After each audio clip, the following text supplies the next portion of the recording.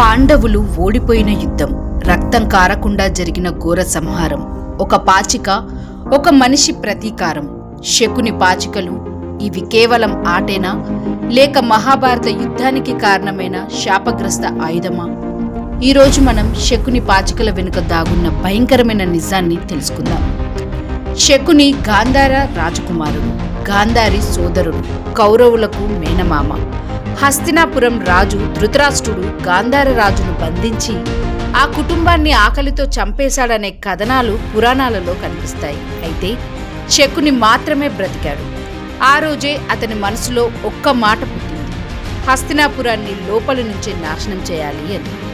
ఇక్కడే అసలు మిస్టరీ మొదలవుతుంది. పురాణ కథనం ప్రకారం శకుని తన తండ్రి ఎముకలతో పాచికలు తయారు చేశాడని ఒక విశ్వాసం ఉంది. తండ్రి శాపం, రక్త ప్రతీకారం, అతీంద్రియ శక్తి ఆ పాచికలు పడితే శకుని కోరుకున్న సంఖ్య వచ్చేది.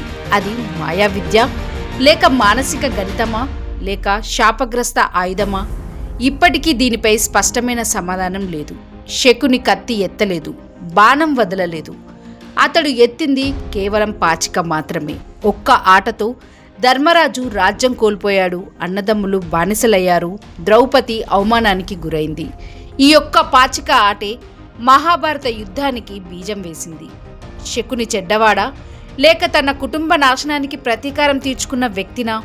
లేటెస్ట్ న్యూస్ అప్డేట్స్ కోసం డిస్క్రిప్షన్లో ఉన్న న్యూస్ ఆన్ ఫేస్ వాట్సాప్ ఛానల్ని ఫాలో అవ్వండి.